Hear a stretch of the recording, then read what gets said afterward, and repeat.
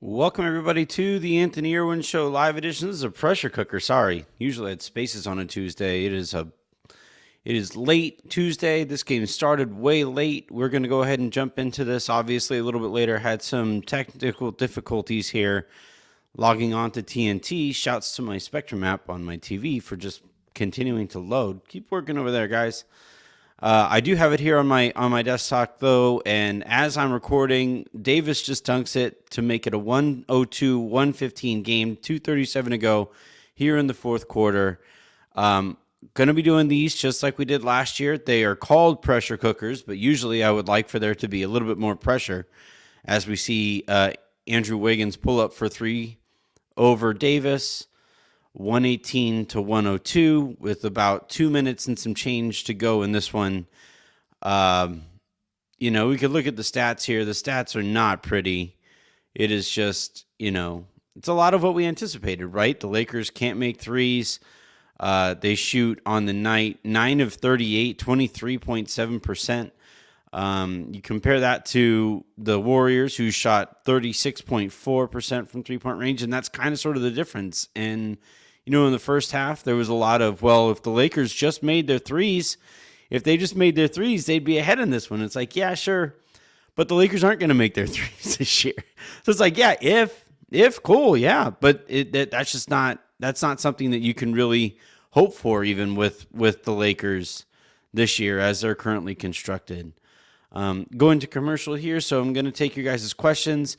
Just a heads up, if you guys want to leave comments that I can see here on my desktop, the best way to do that actually is on YouTube, so make sure you guys go subscribe over there on YouTube. It's Silver Screen and Roll there on YouTube. You can find it right there. That's where these show up. That's where live shows that Aaron and I are going to be doing over the course of the year, live shows that Harrison and I do over the course of the year, that's all going to be over there on YouTube. And that is, again, where I can see your comments like Dubs here. This was terrible in terms of lineup and rotations. Expected more. Offense-wise, we were terrible, SMH. I agree, man. I agree. Although I don't know if I can really blame lineups and stuff like that, considering you have a very bad roster. Like, this is... I know that you guys probably get sick of me beating the dead horse over and over and over and over again, but I've been telling you from day one of this offseason, it was a bad offseason, and here we are. It's a team that has way too many guards. It has a team that doesn't have enough wings. It doesn't have enough shooting, and those are the things that you need in 2022, especially if you're going to rely on LeBron. If you're going to try to, at this stage of his career, it was funny. I was texting back and forth with George Sedano during the game, and he made a great point that LeBron right now is incredibly explosive still north and south, getting up and down the court. He looks great, changing speed, still looks great, can get up and get over the rim even at this stage of his career, which is just wild. But you do have some questions about his ability to move east and west and be shifty and get around the defenders that he has to get around.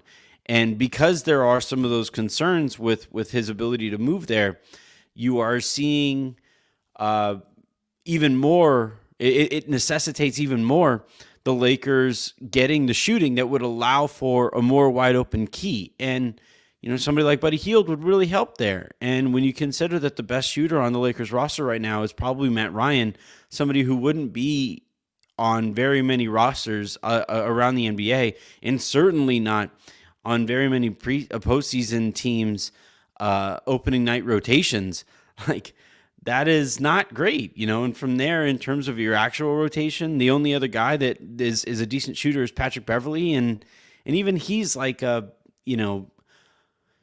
he's a fine shooter, but he's not somebody that defenses fear shooting. So yeah, it's an imbalanced roster that lacks in some very important positions and skill sets, and that's where the Lakers currently find themselves. All right, 121-104. Nope, James Wiseman just made a shot. 123-104. Everybody is out of the game. This thing is in the refrigerator, as Chick Hearn would say, and Yeah, this is just where the Lakers are at. A minute to go here, 123-104. It's a tough stretch to open up the season too. I was talking about this with Harrison on the pod to get us ready for tonight's game. And the first like 7 games or so are all tough. The only game that's, I guess, quote unquote, winnable is the Portland game. But other than that, you play Denver twice, you play Minnesota, you have the Clippers, you have this game tonight against Golden State. It's a brutal opening to the season, and the Lakers say that they, want to get enough data to, make a decision on whether they want to try to save the season. I don't think they can wait 20 games, as reports were indicating, and as people have said to me that they're thinking about doing. They don't have enough time to do that stuff. I'm interested in your guys' thoughts and questions about this game, though, as we see it kind of wrap up. Man, does Joe Lacob really have 2 courtside seats? That's what they're doing? This is a good point here from Sunset. Really don't understand what Genie saw in Pelinka to give him an extension. Me neither. The season ended last year, and the first thing that they did apparently was go out and give Rob Pelinka an extension for the work he did to build that roster. And shocking that rewarding him for doing that would lead to another bad roster. I don't know how you could possibly see this coming. Kuminga for 3 in the corner, not good. 32 seconds to go here as the opening night bout against the now reigning champion Golden State Warriors is coming to a close. There's Max Christie for 3. There you go. 123-109 appears to be what will be, the final of this one. I think the spread was about 6 or 7 points. So congratulations to those of you who cashed in there. I said on today's show with Harrison that I personally would have bet the money line on the Warriors, just because I didn't trust that they would be able to cover, but they did. So whether you bet the money line or you bet them to cover, congratulations to everybody else who won that one. And yeah, here we go. 123-109 is the final. Lakers are walking off of the court. Warriors are jovial as they are 1-0. Lakers are 0-1, and that's going to do it for this first edition of the Pressure Cooker. Hopefully, over the course of the season, we will get more pressure. We will get more guests on these things as well. If you want more content about this game, Raj Chapalu is going to be hosting a Spaces on Twitter that you'll be able to find at his Twitter, and then also at Silver Screen and Rolls Twitter at LakersSPN. So you can check out that. You can listen to the show that Harrison and I did from earlier today, and then you can continue to follow us everywhere that you get pods. But until I talk to you guys next, I'm Anthony Irwin saying have a good one.